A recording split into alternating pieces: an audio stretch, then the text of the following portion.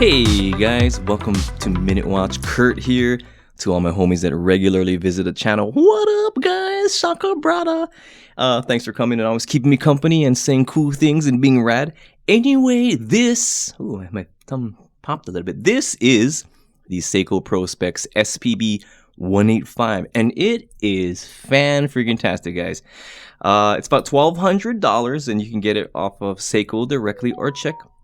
Thanks for making the noise. Or you could you check out your favorite watch sites. They're also available on the eBays. It wasn't until I had this watch in my grubby little, sometimes orangey Cheeto-fingered hands that I truly got to appreciate it. When my friend got it, shout out Ronnie, yet again, I was like, oh cool, nice Seiko. I wasn't super impressed by it. I liked it. It's definitely shiny, but I wasn't inspired by it. But man, now I is. This watch is good. It's real good. And let me tell you why after all the hoopla. So as some of you know, this is a reinterpretation of the Seiko 6159/MM300 lineup of the late 1960s. Let's just let that sink in. This was over 50 years ago. That's almost as old as Uncle Jimmy's underwear. This particular model came out amidst the global pedantic in 2020, I believe. Inside resides the newer 6R35 auto-mechanical movement, which is, of course, windable with stop seconds. Let's just zoomy McZoom. I gotta put my glasses on because getting old. So yeah, you can unscrew the crown. And you can pull out the crown and stop the second hand, and then you push the second thing back in, and then it starts going around again. And you screw it back in. Okay, that was that demonstration. So let's get back to the tablet of justice here. This crown screws in and out effortlessly, and the threads are buttery smooth, guys. Unlike lesser Seikos where you gotta kind of find it, feel it. You know, you gotta 7th grade it and get it in there. But this one is just effortless. It's just wide open. It's like the red light district. The movement winds with just a very nice tactile feel, almost like a smooth and consistent tiny pepper grinder, just a wee little pepper grinder, but very consistent, not like inconsistent, but it reminds me of a pepper grinder, a very small one. It runs at 21,600 BPH, employs 24 joules, is rated for an accurate variance between -15 to +25 seconds per day. Typical Seiko. Is this thing focused? Let me put the glasses back on. It is focused. Okay. One of the good things about this newer movement, the 6R35 movement, is the triumphant 70-hour power reserve. And as a result, if you want to fully manually wind it, you have to spin the crown a minimum of 55 friggin' times. That's like all the screwing. By the way, and much like most mechanical movements, you can't overwind it. A clutch mechanism prevents that. My clutch mechanism prevents smooth shifting in my car because it's a performance clutch and it's stupid. But I love it. Anyway, the 6R35 uses the Diashock anti-shock system for anti-shock purposes when shocky things happen.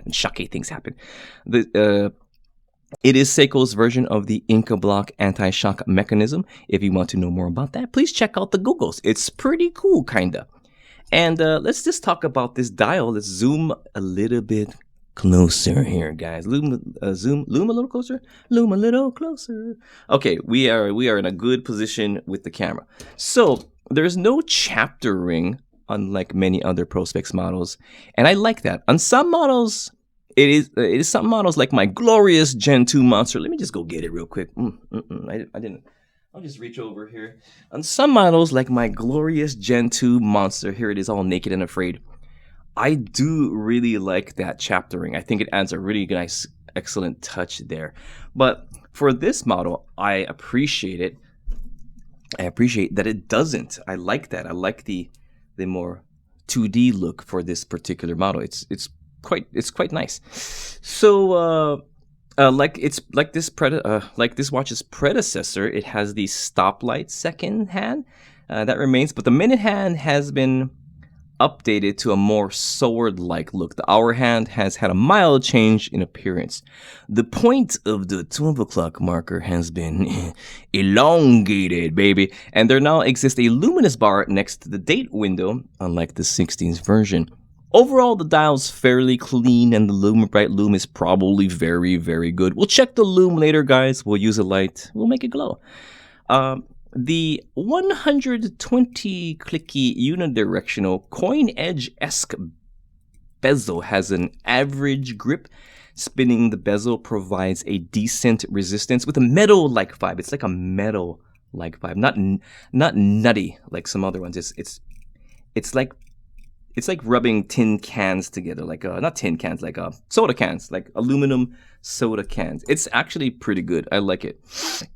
Either way, we love spinning our bezels because we all have issues, don't we, guys? We just love spinning our bezels. Or am I the only one? I don't know. I might be crazy. I'm not. Might be crazy. I freaking am crazy.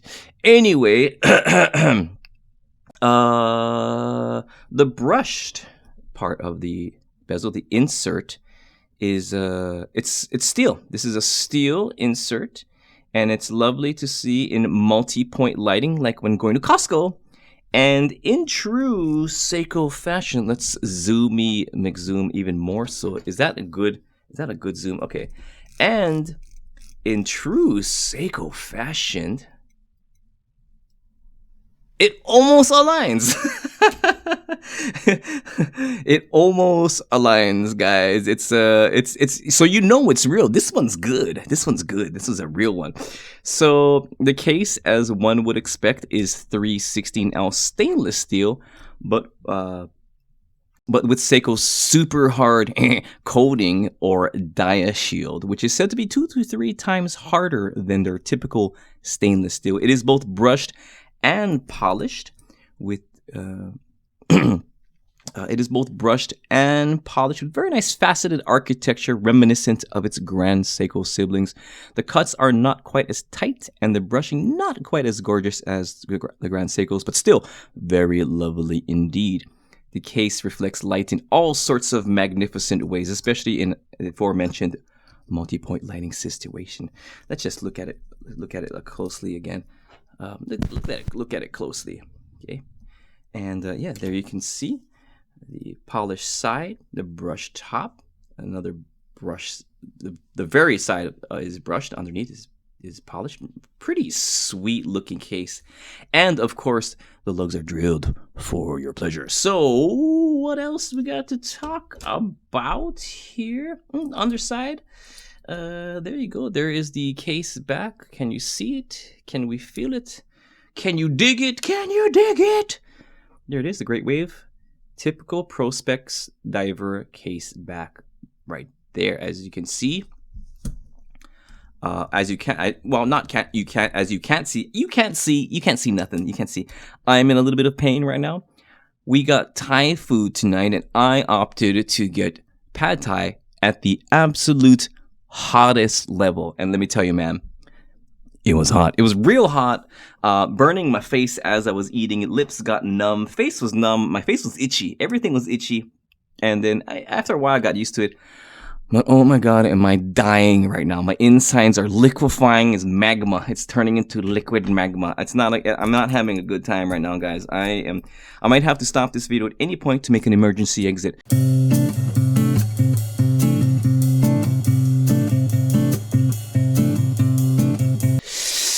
Anyway, the bracelet is really nice. I do like this bracelet. I'm not sure if it has the dia shield treatment, but I'm going to assume that it does. Someone please chime in if otherwise, or just chime in. Chime in for the hell of it, you know? Tell me what you ate for lunch. Tell me a story. Whisper sweet nothing. As you might expect, the links and end links are solid. The top of the bracelet is nicely brushed. The insides of the center portions of the links are polished to give a nice little jewel-like presence.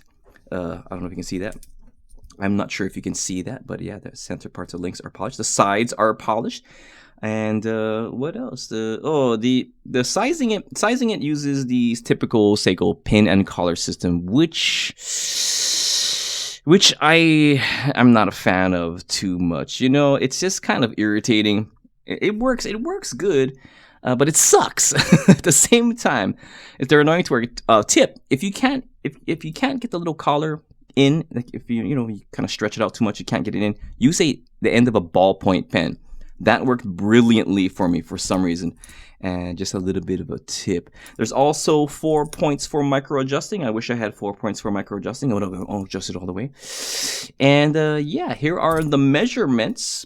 Case, I got 42 millimeters, lug to lug 48.8 millimeters, thickness 13.2 millimeters, lug width about 20. I got 20.1, but which is probably a little off due to my caliper being weird. 20 millimeters, and of course, grandma's peppermint that she keeps in her pocket is 20.8 millimeters. Sweet. Woo. Here it is on my wristical situation. Let's zoom back out here. So even at 42 millimeters, my wrist, by the way, guys, is 6.5 inches. Maybe a little bit more now. But even at 42, it wears very, very nice. I'm very happy with the way it wears. The lugs do taper down, and that is a huge plus. A lot of watches don't do that at this size. They just stick straight out like they just woke up in the morning.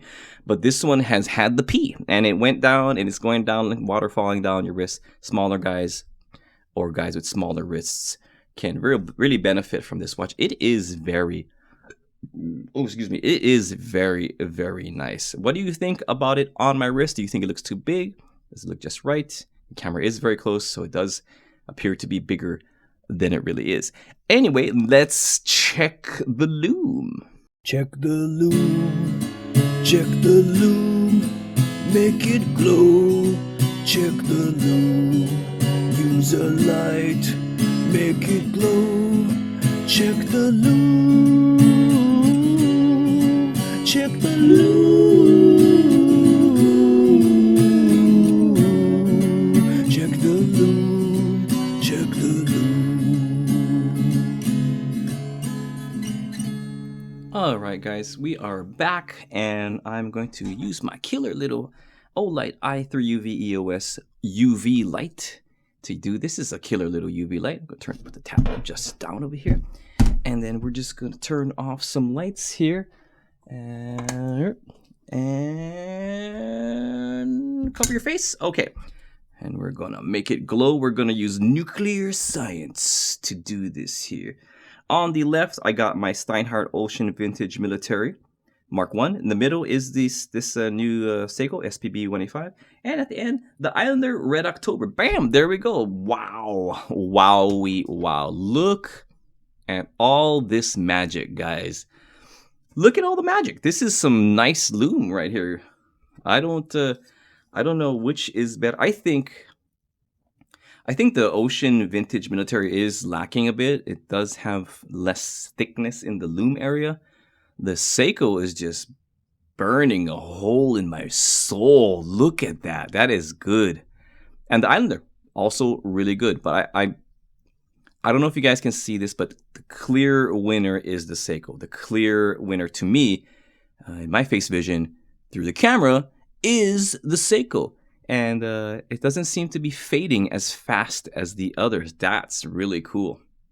That is really cool. I wish there was a pip marker on the Red October. That would have been cool. But it has the Yachtmaster insert. So, yep, clear winner is the Seiko, and we'll be back after I turn on all the lights and crap. Alright, if anybody just wanted to see the Red October a few times, I do really like this watch. It's my coveted Red October. Oh my god, I can't believe I got this as a gift. Thank you, sir, for giving it to me.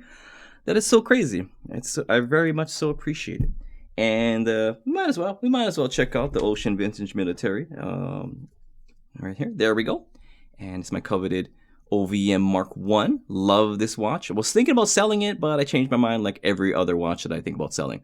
This is a Barton Elite silicone. I think it looks pretty cool. If you want to get one, I'll put a happy little link in the about section. All right. So back to the hotel with this watch. After getting to know this watch for a few days, I realized it just makes sense. Everything about it is really good and a bit more than your average PROSPEX diver. Great finish, good movement, sapphire crystal, beautiful looks, wears very well, bezel almost aligns. And for me, I like it. I like it a lot. Would I buy it? I probably would. I probably would. I would probably buy this watch if I was in the market for a much nicer PROSPEX diver. But it was already purchased by my friend Ronnie, so we can't have the same things. Right, let's see what the boys have to think about it. I guess we're gonna talk about the watch? Yeah, go for it. Yeah, it's pretty cool. It's one of the nicer Seiko divers that you've had. I do like I do like your patty mouse. That one is incredible. But this one is real nice. I like it a lot. Yeah, this is really nice. Your friends have way better taste than you do, Kurt. It is for sure.